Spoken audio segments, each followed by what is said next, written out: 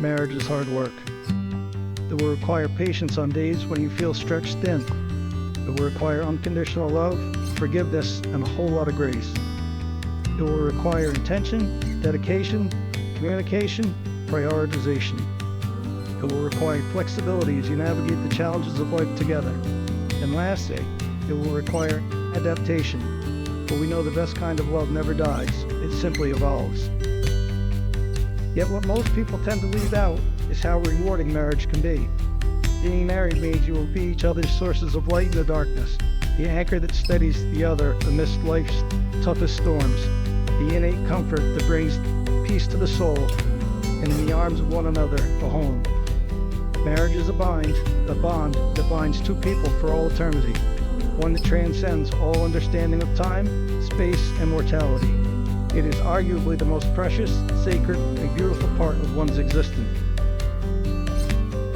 So while all of us here today have our own love stories, some short, others long, some yet to be written, and others just getting to the good part, it only makes sense that we now take things back to where it all began for Andrew and Desiree, a little family-owned pizzeria. 8 years ago, Desiree found herself in a new city, at a new college, and in need of a job. While moving into her new place, she stopped at a small pizzeria to grab some dinner.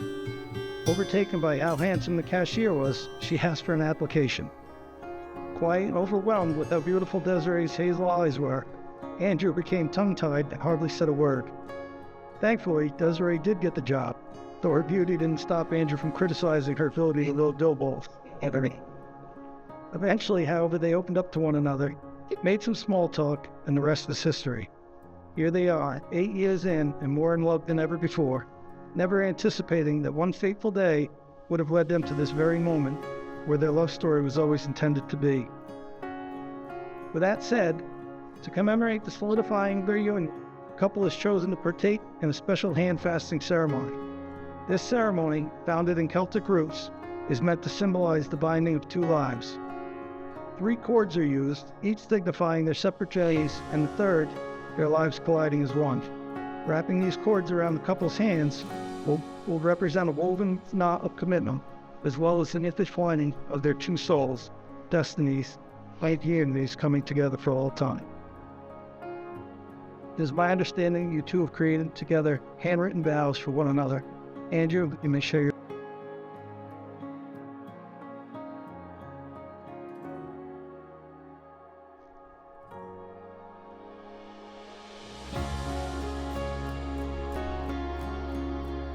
Desiree Elizabeth Ann MacArthur.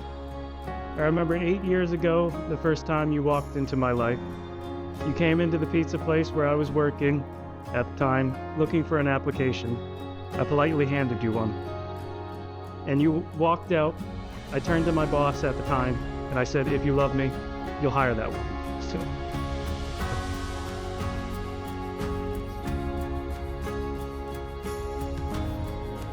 well, honey, it's been a long road, but here we are, just like I knew we would. I like to think I'm a man of my word, and when I say something, it means something. So let me make these 3 vows to you that I know I can keep. First, a vow to remind you to take your medication when I see you haven't. Second, I vow to give you a kiss every time one of us leaves for work. And lastly, I vow that no matter where or when, I will always love you until the day I die. No take backsies. Wait your turn. No pressure. Good. Andrew, I hate making decisions. I always have, and I always will. But every decision that I have made has led me to you. And looking back at my choices, my regrets, my sadness, has made me realize how fragile this journey has been.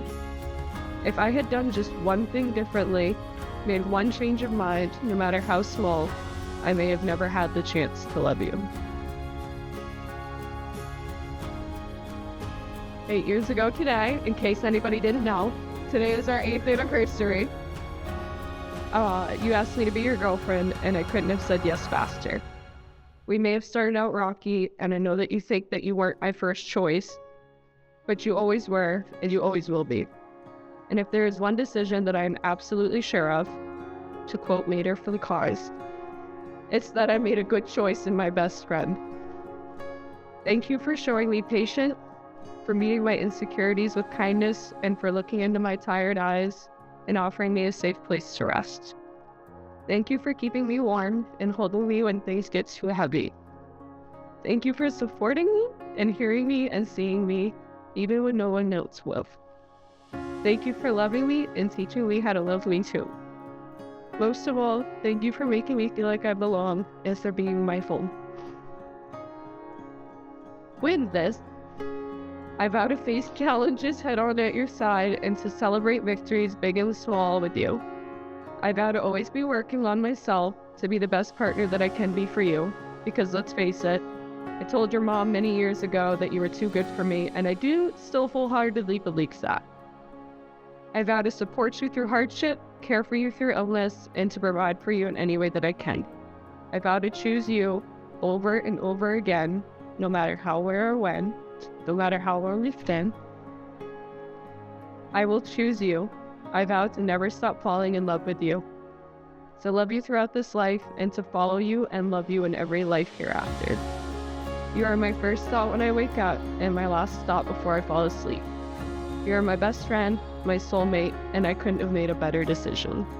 I love you, and no take backseat.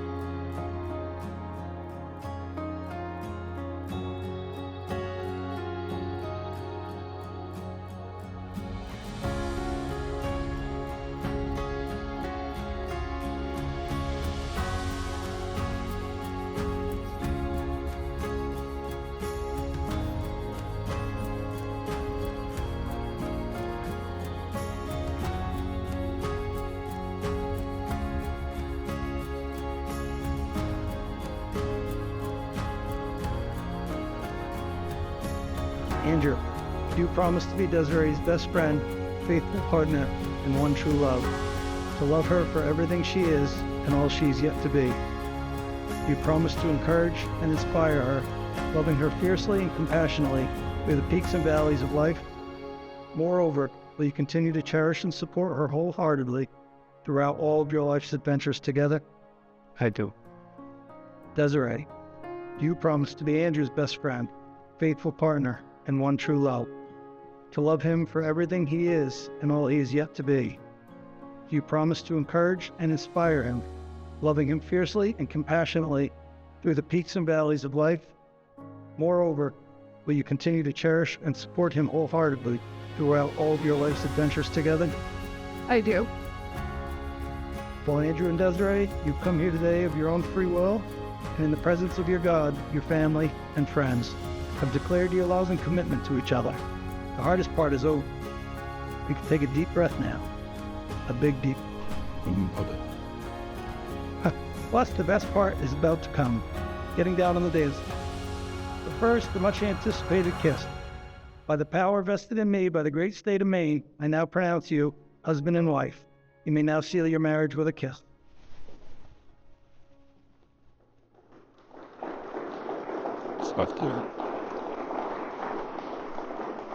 I want you to.